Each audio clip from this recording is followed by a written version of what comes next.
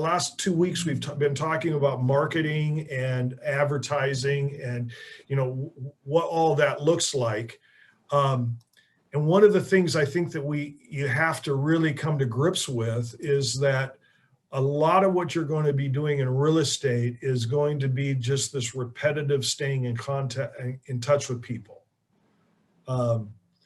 Because a lot of these relationships are going to be long-term. So how often does somebody buy and sell a house? Well, right now, national statistics tell us it's about every 8 or 9 years. Used to be about 7 years, but it's moved up a little bit. People are staying in their homes a little longer. So think about that for a moment. So how long does that mean that you've got to stay in relationship with somebody before they make a decision around, for themselves personally, to buy or sell a house? You've got to stay in relation for 8 or 9 years. Mm-hmm. If you want to be the person that's in position for them to use you as the agent. Now, it's also possible that during that 8 or 9 years, you have an opportunity for where they recommend you to somebody because they find, they have a friend or a family or a coworker who's going to buy or sell a house. And because you've stayed in touch with them, stayed in relationship with them, because you brought value to them and showed that you were the professional, you become the person that they refer, right? But really, for their personal transaction, we're talking a long-term relationship with people, right? And if you are in relationship with them over a 20-year period, that means that you'll have opportunity probably to do that at least twice in that period of time, right? Uh-huh. So that's why we talk about having such a huge funnel, such a huge database or circle of influence that we are constantly nurturing, right? Uh-huh. When you think of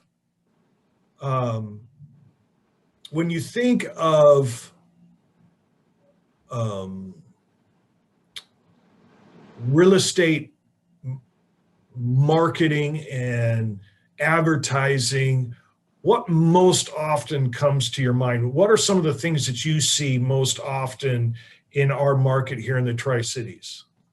What are some of the ways that you see realtors attempting to draw business or drive business to themselves? The Kenmore team on 97 Rock.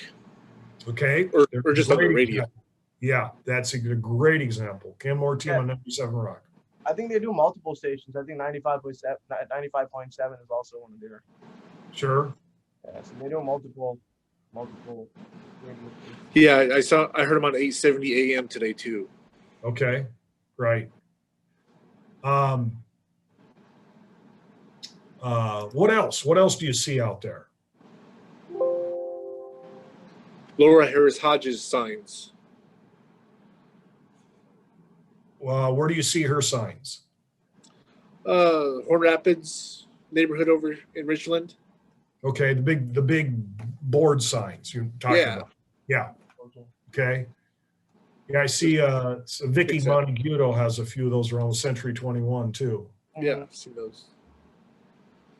What else do you see out there? I think they do newsletters or like little booklets they mail into people. Yeah. I know Century 21 has their own little magazine, real estate magazine. Yeah. What else do you see out there?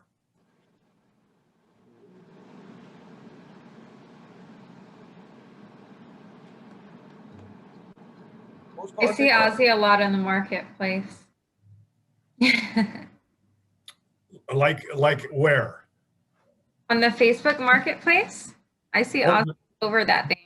Okay, yes, the Facebook marketplace. Yeah, that gets used a lot. Okay. How about the signs you see on the side of buses? I haven't really seen any here, but I haven't paid attention either. I haven't seen those either. Really? I don't think anyone pays attention to them anymore. Apparently not.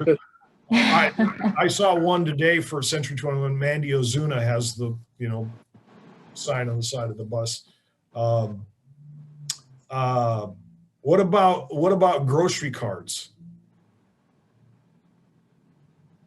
Oh, No, not paid attention. I don't think so. Yeah, so the realtors have spent money getting their name and stuff on the little cards on the back of grocery cards.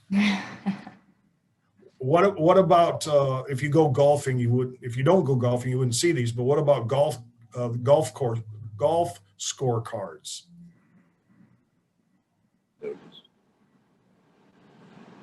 I haven't golfed enough to see that. or the other one is having a little poster thing that's on the tee boxes on the seats. How would you go about getting those? Like going to the golf course? Yeah, you just talk to the course, right? Oh, no. Once you get your license, you are going to, this is why I'm bringing this up. You are going to be inundated with people who are going to be calling you, and they're going to want to sell you advertising on golf course cards, advertising on seats on the at the tee boxes on golf courses, advertising on grocery carts at the local Fred Meyer Safeway store, advertising on the side of buses, being put in some of the I forget what it's called, but there's this little magazine, advertising magazine that's out in the community that has all kinds of coupons and stuff like that. And you can be the highlighted realtor in that. Oh. How many of you seen the, on the back of receipts you get from the grocery store, they have coupons and stuff? And every once in a while, you'll see a realtor advertising on one of those. Oh, I know one that works a lot is the advertising on Zillow and Realtor.com and stuff, where you pop up as a realtor. I know a lot of realtors do that. We spend a lot of money on that. Mm-hmm. We have an agent in our office spends about $7,000 a month. Wow. Wow. So what do they get for that? They get leads. That's all they get. Wow. So they might be having some great turnover. You gotta pan a lot of dirt to find some gold nuggets. Wow, that's $84,000 a year. Yeah. Wow. It's a lot of pressure. You got to sell at least 2 homes a month just to pay that bill. Do you get to claim that at the end of the year? Sure, it's a tax write-off. Yeah, exactly right. Yeah. 84 grand is some heavy marketing. I mean, that is some heavy marketing. The funny thing is I asked the agent, so what's your return on investment? How many transactions can you directly tie to those Zillow leads? And that agent couldn't tell me. What? Had no idea. At $84,000. Oh my God. I'd be all up in it. I mean, I would account every call, every contact. Well, I told him, I said, how about you pay me $84,000 and I promise to get you some leads. I'll just give you my leads. Right? I mean, if you're not going to keep track, if you really don't know what quality of leads you're getting, Are you joking? Are you kidding? Are people? No, I'm totally serious. Totally serious. They spend $84,000 on leads. Seriously. Yep. How many $1 million are they making in revenue? Like, they're making them probably about $300,000, $350,000 a year. wow. Minus their $84,000. So they're doing pretty well. Well, that's still a very high marketing. It's a huge marketing cost. Yeah. Huge. And not to be able to tell me what that actually. So they've been in business a number of years. They've been in business a long time. They're well known in the community.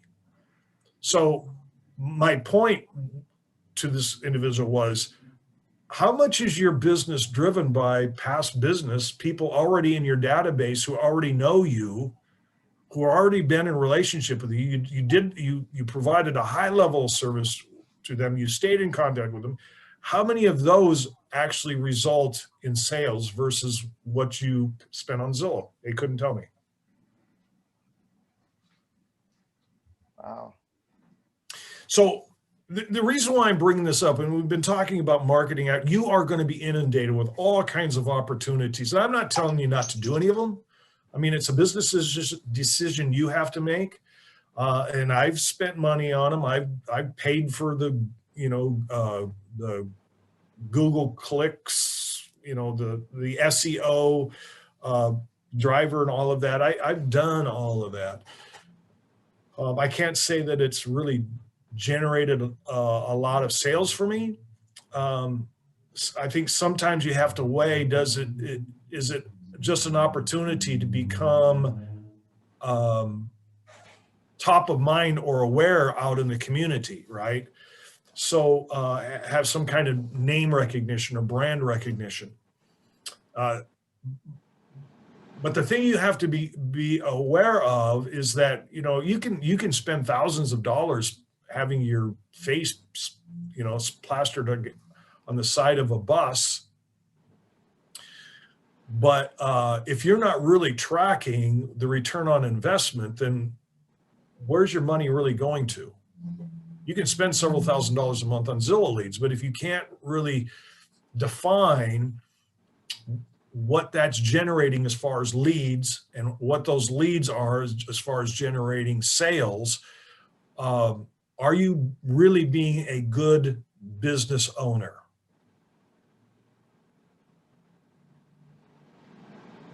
Not really. You got Not really.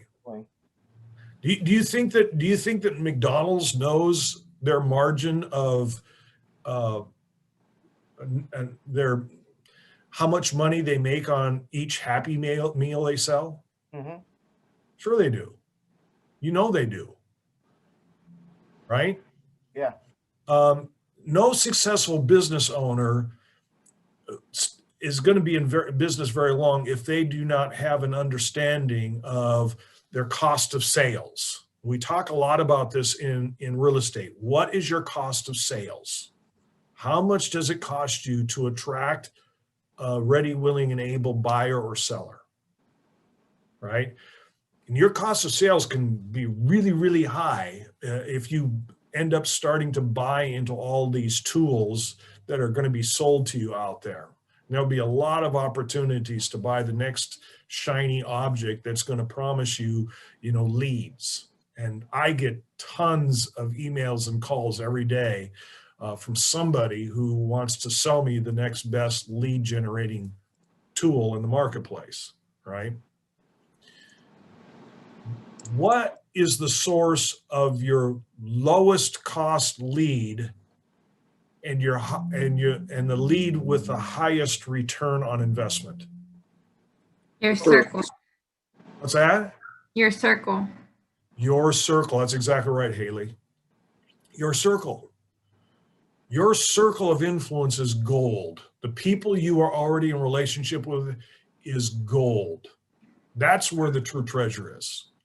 And if you really focus on that and growing that, you will have a successful business and you will never be out of business. So the question is how do you grow that? How do you expand that circle of influence of people that you are in relationship with, who know, love, and trust you, and who go to you for their real estate advice and needs? And then how do you nurture those relationships and so that they become the people that refer business to you, right? So think about that for a moment then for you. And let me back up here and say this. I don't think that there is a prescriptive way to do this that is the same for everybody. Does that make sense? Mm-hmm. How you relate to people is going to be different from me. How you connect with people and stay in relationship with people is going to be different, right? And so I really want to, and I've been talking about this the last couple of weeks because I really think this is really important.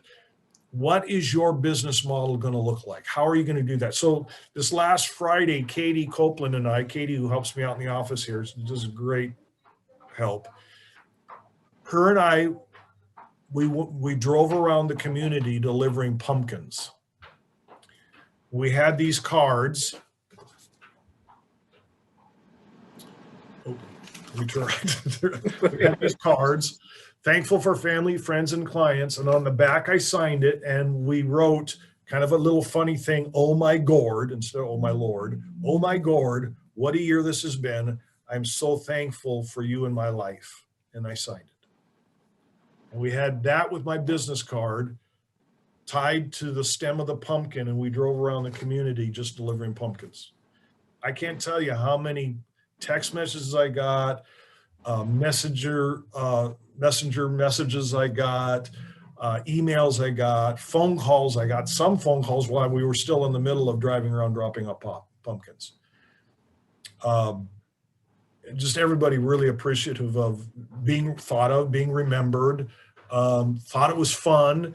A number of them took the pumpkins immediately inside and baked them and are making pumpkin pies with them. Now that might not be your jam. That might not be the way you connect with people. I like to keep things light and fun. So, but you have to figure that out for yourself. So let me go back to my question is what is that going to look like for you? Have you sketched that out on a piece of paper?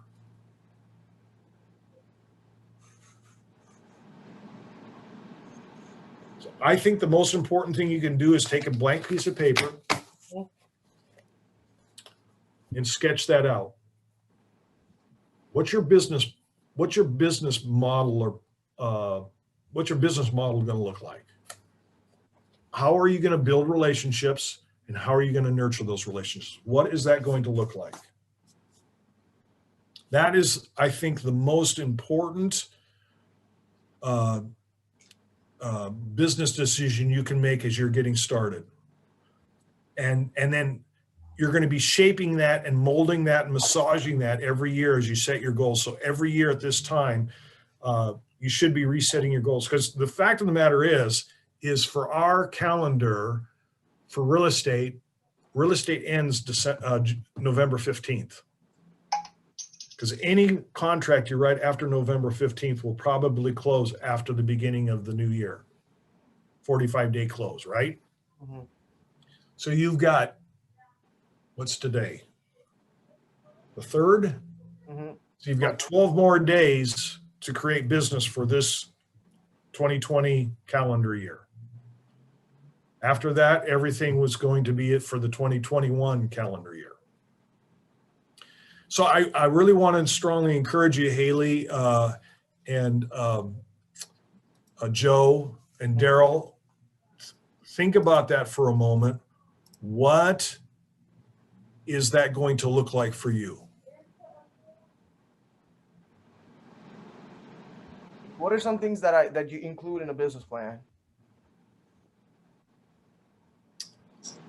Well, there's all kinds of things you can include in a business plan. I'm more talking about your business plan around marketing and advertising. Okay. How are you going to attract business, and how are you going to stay in relationship with those that you brought into business, into your circle of influence? Oh, okay. So right now, what I have written down sort of is my circle of influence. I haven't given it much. I've made some phone calls, but I haven't really done much, which I think I should. And I'm going to work on making sure that I do that initial contact with them and kind of set up a good initial contact, bring something Sure. of value rather than just sending a postcard or giving them a call. Right. So I think, as you said, I think I haven't given it enough emphasis in the past because I felt like my circle of influence wasn't very, very big and not well connected, sort of. Right. So I haven't given it much emphasis, but I think, as you said, I think that's the most useful because I have some sort of a relationship there, and it's easier for them to trust me as long as they come in with something of value. So Sure. I think I really have to kind of get that in my mind and work that. But right now, my business plan is highly revolving around cold calls and neighborhood farming. Okay. All right. Good. Good. Have you thought about it at all, Haley? how do you get into relationship with people and nurture those relationships? Well, how I do versus how I'm going to are a lot different. I like that. I love that. Very good for you. I definitely have a lot of social anxiety that I know I'm going to need to overcome. And I guess in a more abstract version of things, because I know I'm probably not going to be the best cold caller, although our team works with Boomtown. So I'm definitely going to put effort into it. I was thinking maybe more of a social networking type thing where I attend events where people who might be interested in properties or buying them, like home buyers events, like first time home buyers. I know I've seen like examples later on, obviously, but Right. I'm kind of panicking at the moment, trying to decide how I'm going to make myself be as social as I need to be. I'm working on it. Yeah, good for you. Definitely thinking about it. I've probably not resolved it, but it's a process. Well, so that's why we're having this conversation, right? I'm having this conversation with you because you have to think about that, right? And it might take some time to develop that. So don't put yourself under a lot of pressure thinking you have to answer this tomorrow. But I think it's a really important important piece of building your business, right? And granted, you are on, a team that does a lot of cold calling, but that's at the same time, that's not the only way to generate business, right? Right. And so, you can incorporate that with social media campaigns. You can incorporate that with farming methods and things like that, or doing open houses and door knocking neighborhood, or doing open houses with experienced agents. I love the idea of using networking events. And a great way to do that is to partner with somebody so that you're not going to networking events alone, but you partner with somebody and you work a room together, right? And we had a couple of agents. Of course, nobody's in the office anymore. They still may do this, even though the coronavirus has kind of put a kibosh temporarily on social gatherings. But they would make a competition, which I thought was really cool. So they would go to these networking events, and it could be everything from the Chamber of Commerce to the Tri-Cities Visitor Bureau, Visit Tri-Cities, they call it now, Kiwanis events, whatever.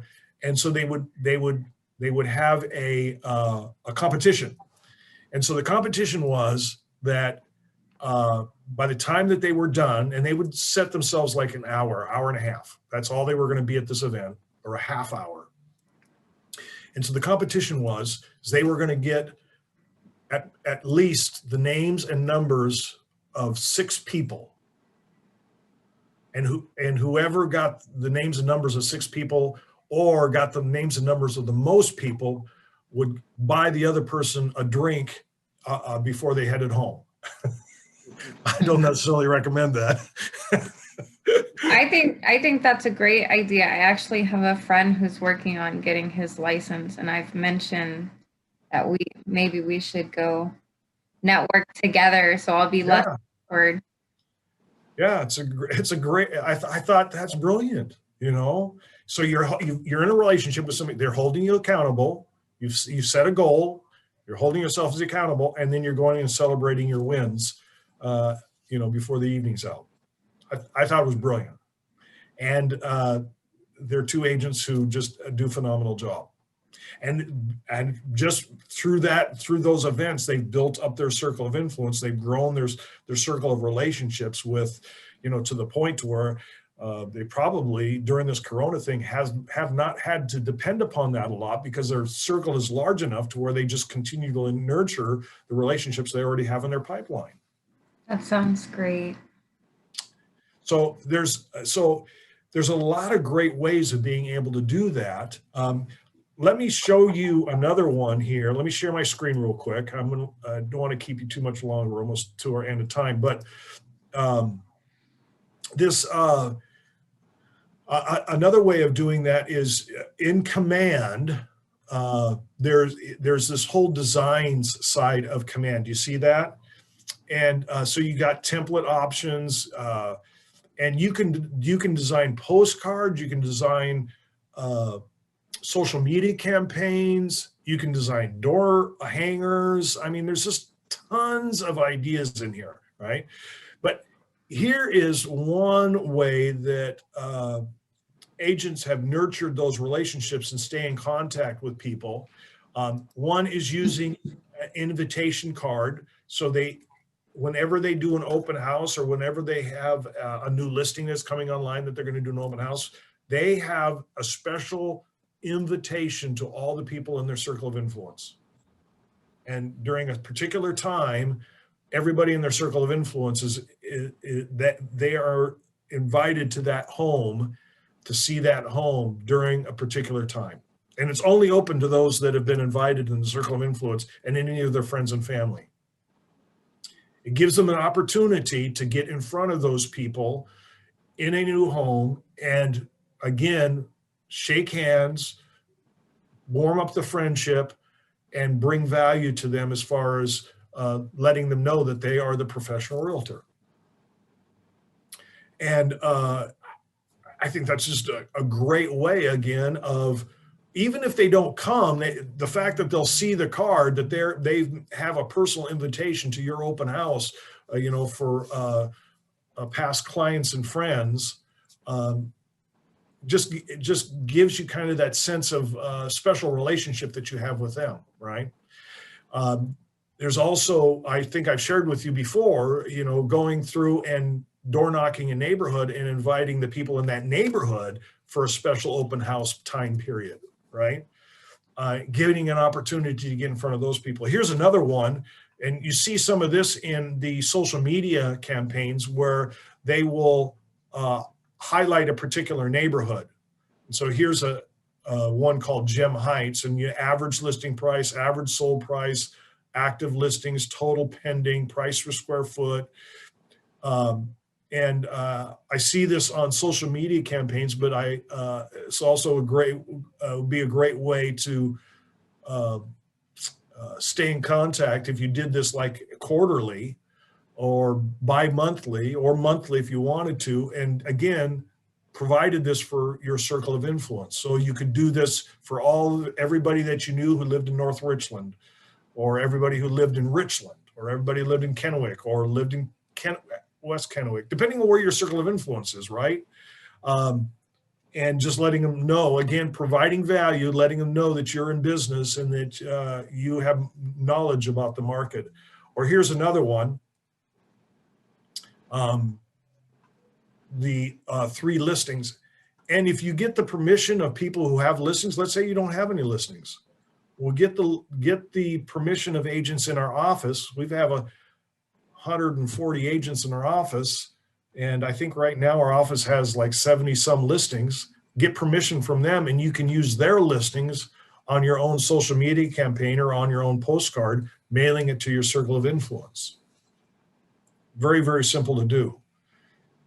So, and that comes back to then nurturing the relationships, not only growing your circle of influence and growing the number of people that you're in relationship with, but also figuring out creative ways of staying in a relationship with them and letting them know that you're still in business and that you have knowledge about the marketing, right? That you're the preferred professional that they would refer to whenever they have questions about the market, or they have friends or family who have questions about the market. Any thoughts about that? Any ideas around that?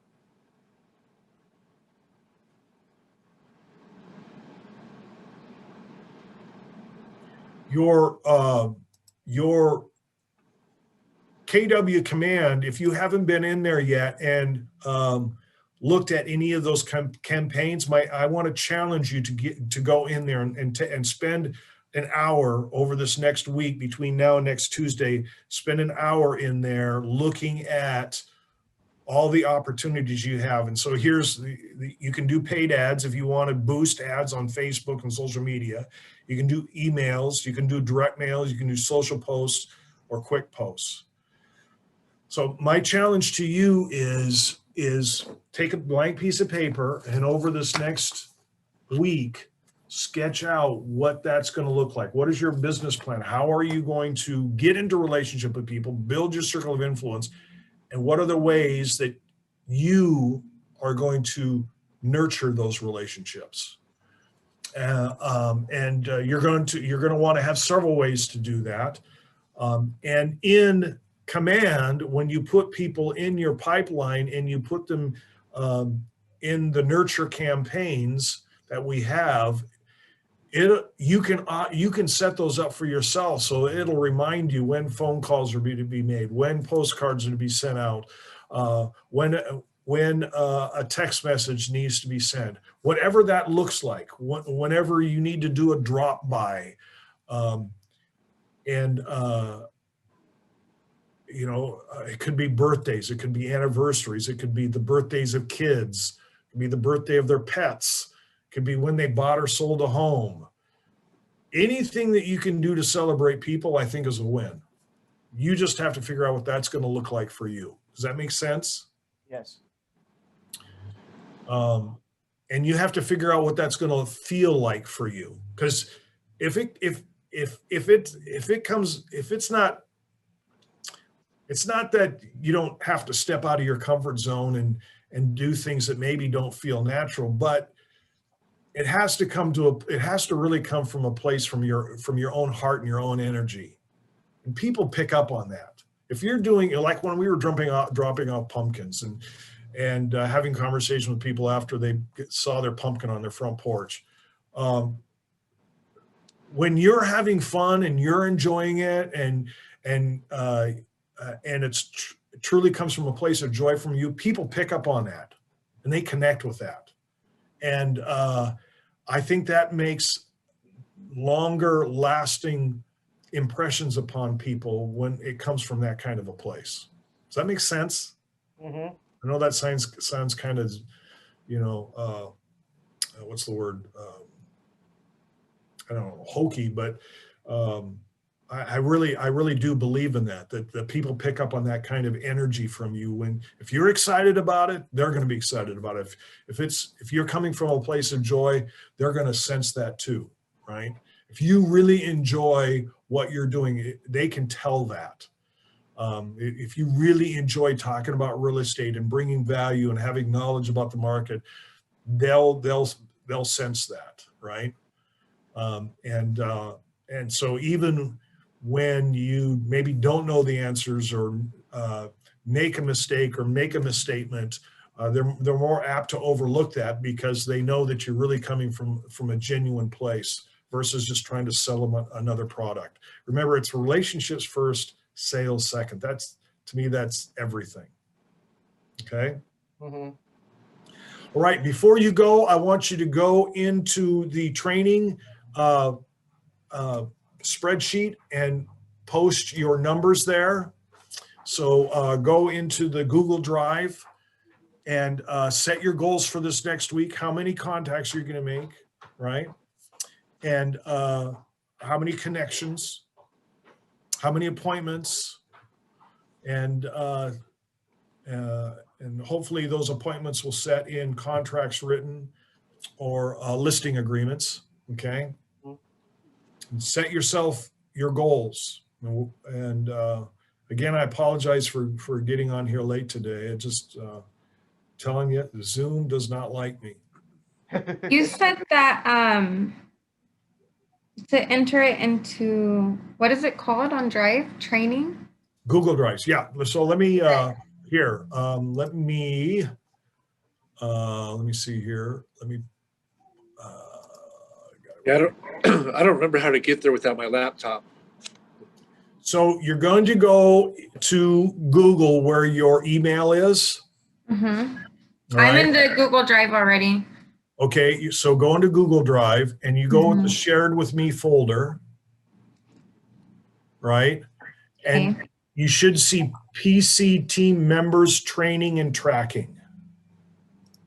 I have a forms explanation and agent resources. I have to leave. I have an appointment at 5:45, so I gotta get going. Joe, make sure you put your numbers in, Joe. I will. Right. No Yeah, problem. you have a good evening, Joe. Thank you. Bye-bye. Bye. Let me double check here, Haley. Haley. I'm listening. What email do you prefer, the Columbia Basin Home Group or the KW Home Group? Or The Columbia Basin, but I'm pretty sure the KW ones are forwarded to that. Okay. Because I'm seeing that it wasn't shared with you, and I apologize for that. Okay. Oh, well, that makes sense because last time I looked for it for a while and I just gave up. I was like, wow. I apologize. So, Awesome. I have it now. yeah, so you should be able to see it now. And so what I'll do is I'm going to create a spreadsheet for you, and you can see at the very bottom is where we have our spreadsheets.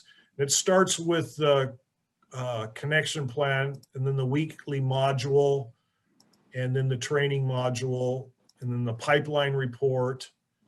And then it starts with a list of names. You see that? Yes. In the bottom ribbon there? I'm looking at it on a tablet, so it might be a little bit different. So, Can you pull up your screen? Can you share your screen where I oh, that's brilliant. Yes, let me, sorry. Yeah, let me do that. That would be really helpful, wouldn't it? Okay.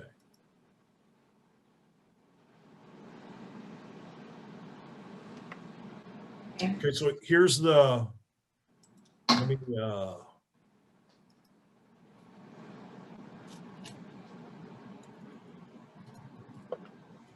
right. So you see the ribbon at the bottom here?